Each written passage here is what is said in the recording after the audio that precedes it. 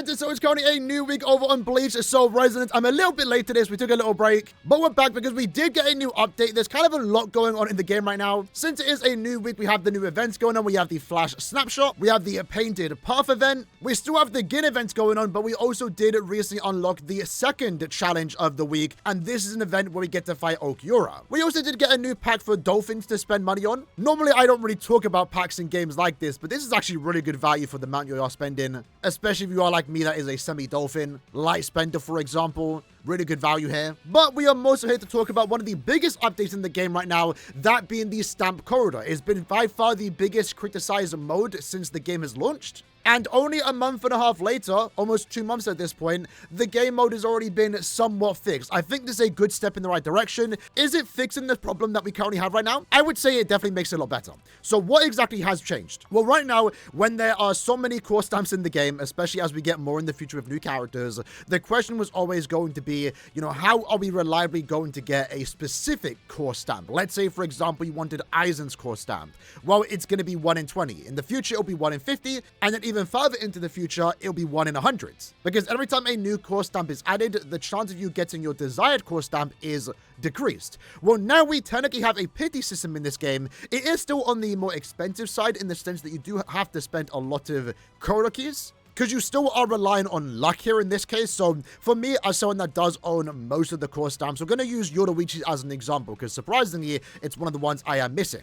So we're going to confirm it. And what this is going to do is put the core stamp at a 20% rate once we go to the guaranteed box. If you get an SSR core stamp from a gold box or maybe a random rainbow box, it's always going to be randomized. However, when we go to the guaranteed one, which normally takes around 25 corridor keys, you are going to have a 20% chance to get the one you have selected. If you fail, it's going to increase that rate by 10% until it's at a maximum of 100%. What this does mean is that you are likely now guaranteed to get the stamp that you do want. Some are going to spend less corridor keys if you get lucky, because you still have to get lucky. And if you get unlucky, it might result in you having to go pity like 4 times before you do get it. I think this is a much fairer system. It's a good start. Maybe in the future, let's say a few months from now, maybe they're going to need to change it again. I'm not sure. But I'm actually personally happy with this system. The only thing I would like to change is this 10% to be changed to 20%. But again, maybe they can do that from like a year from now. I think for the time being, this is fine. And it means that if you do want to spend your corridor keys, now is a great time to do so. Me personally, for example, I was missing Yoruichis. I'm also missing these 2 as well, but I'm not really that fussed about missing these. So I guess for today's video, let's see how many corridor keys it does take to get Yoruichi's core stamp. Now, with that in mind, I get asked this question a lot. Is it worth doing 5 times? Is it worth doing 1 times? Always do 5 times. There's no reason not to. I currently have access to 151 corridor keys, so we are absolutely chilling. Let me put Gin on, and let's start the quest. So we're going to let it auto-control because it's going to be much easier for me, because we might be here for a minute. I think I'm going to do 2 to 3 pities and see how it does go.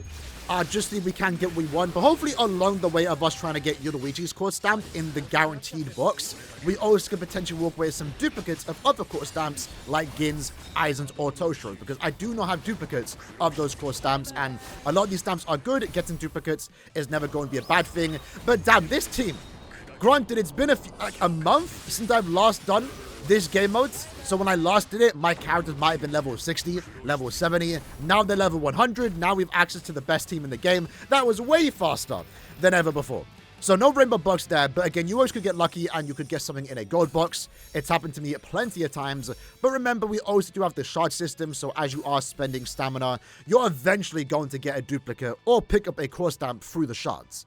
It's going to take a long time to do that, but, you know, it will be something you can do in the future. If anything, likely you are going to pick it up first. The shards are more so just to get that final potential duplicate that you may be hunting for. Now, one thing we also do know is that Rangiku's core stamp is also available in this game, which is kind of funny because she's not currently available right now. So hopefully, in these runs that we are doing, we can pick that up, because I believe we are getting a weapon stamp and we're getting her guaranteed for free at max ascension, max boundary. But I don't believe we're getting the core stamp guaranteed max ascension either, which is fair because you can't get that from the gacha system. So I would love to pick up Rangiku's core stamp here, unless they do give us a free copy in the future. But yeah, we are going through this super quick now. This team is very powerful, but also my characters are now finally max level 2. Making this grind not too bad, honestly. So we got 2 gold boxes there. Hopefully we can get lucky. Let's find out. Nope. And no. But we are getting there almost on the 100%. And to be fair, I do have access to the Battle Pass. So that does let me pick up Yoruichi's core stamp. I probably could do it there, but honestly it doesn't matter that much. Because if I get Yoruichi's core stamp right now through this game mode, I can just pick the item that lets you have 5 of those pieces to duplicate any core stamp. So whether I pick Yoruichi here or in the Battle Pass, I'm going to get a core stamp that I want and a duplicate for it too, if that makes sense. In terms of dupes though, I'm not really sure what I want the most. Do I want Aizen's dupes or Toshiro or Gin? Maybe Aizen, because I'm really liking Aizen right now. But, you know, Gin's wouldn't be too bad. Unfortunately, the AI there messed up. Not that much. I feel like Gin would have actually killed there. But Aizen has to come in and just show that he's the main character of the game right now. So we got a couple of gold boxes there. Let's tap through those. No, no, no, no, and no. I mean, to be fair, my luck right now isn't anything super crazy. It's been better. It's been worse. Maybe it hasn't been worse. I don't know. We've only done like 20 tickets already anyway. But like, there was one time where I had a crazy streak of luck where I got like 3 Ichigo core stamps back to back in like 15 Kororiki runs. So 3 runs back to back, each one from a gold box gave me Ichigo pieces, which was absolutely crazy. That was the last time I spent Kororikis on this mode, so my expectation as of late has been kind of increased. So to not see it even get 1 core stamp, it's kind of like that. You know, I would like to get a little bit lucky outside of the guarantee. All right, Aizen is coming out once more. Is he going to finish the event? Oh, okay, we got the hidden passage. That is the one that we are guaranteed. This is our guaranteed run. We are going up against Grimmjow. I don't believe the final boss matters. And we could get 2 rainbow boxes here. Let's find out. It has been a while since we've last gotten a rainbow box. So that would be cool. We only got 1, unfortunately. But again, always potential chance we get an upgrade here. Let's see. We got 4 golds, 1 rainbow. Can we get the Yoruichi piece? 20% chance. So 1 in, what, 5? We got this, I believe, in the heart of the cards. Here we go. No extra core stamp. And we get... There we go. We actually got it on the 20% array. We'll take it. I guess that means I can save my Kororikis. And they actually do give you a heads up. Nice. So 25. It took like around 20-ish. Kororikis, and we got the exact one we wanted. If I picked Aizen stamp, if I picked Gin stamp, we would have got it there. Like I said, we did get lucky. There are going to be times where you are going to miss, and you are going to have to do it multiple times to build up the pity. Hopefully, no one has to got to like 60, 70%. Damn, I just made the joke.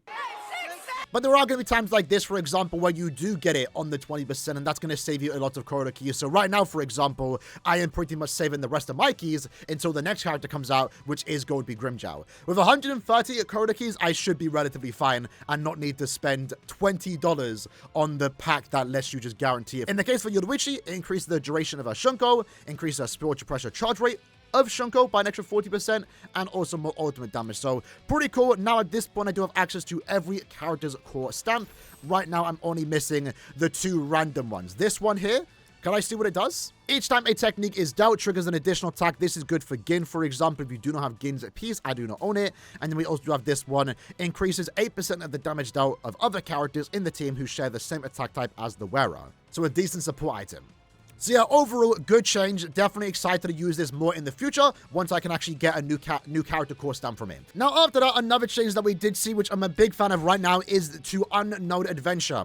These game modes in nature, in any gacha game that I do play, eventually become a bit repetitive. I did say that at the start of the game, and I'm kind of in that situation right now where, to be fair, I didn't even really do it that much. That's why I'm still currently on like level 35. But in a way to address the repetitiveness to a certain extent, they have now added swift modes. So the way the old system did work in the normal mode, you have to do it at least 3 times a week. Because I believe the max points you can get is 4,000. And to be fair, because I'm only level 35, maybe it will change as I level up, I'm not too sure. Again, I'm a little bit behind on this because it's just been a little bit boring for me. But Swift mode potentially changes that. So what this is, you battle 4 waves of enemies in both the outer zone and inter zone, and then you challenge a final boss. After that, you can just enter the endless path, which is just endless boss fights to see how far that you can potentially go.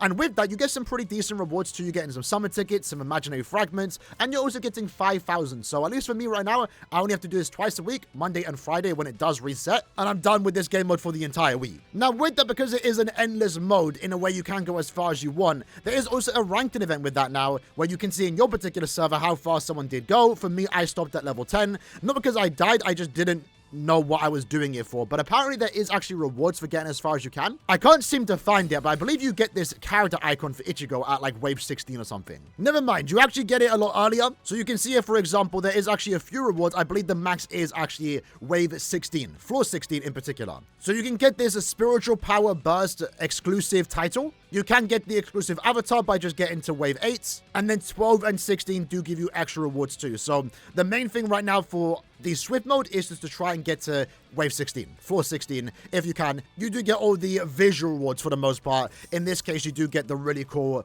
Ichigo title, which, you know what, I'm actually going to be rocking. I actually do like this artwork. I use it a lot in thumbnails when I can. Might even use it in today's video. It looks pretty cool. There we go. We're looking kind of cool right now. We're looking kind of cool. So that's pretty much the new update that we did get in a nutshell. Really good update. Good change to Unknown Adventure, a game mode that I find a bit repetitive. And then the biggest change is the one that we've been waiting for in regards to the Stamp Coda game mode. I think it's a good step in the right direction. I think in the future, it might need to be tweaked upon. Maybe just increase the 10% to 20%. But this is overall going to make getting the desired core stamp a lot better. Especially knowing that even when you do get unlucky, you're still building something up. You're still always going to be building up that pity until you do finally get it. So it's nice knowing there is an end goal with the amount of stamina or keys that you do currently have access to. Because before, it was really just spending as much keys as possible, hoping you'd finally get it, not knowing if you will. Now you will, it's just a matter of when, not if. Let me know, though, if you guys got anything good from the core stamp corridor game modes. I'm curious to know. And I'll see you guys next time. Take care and peace.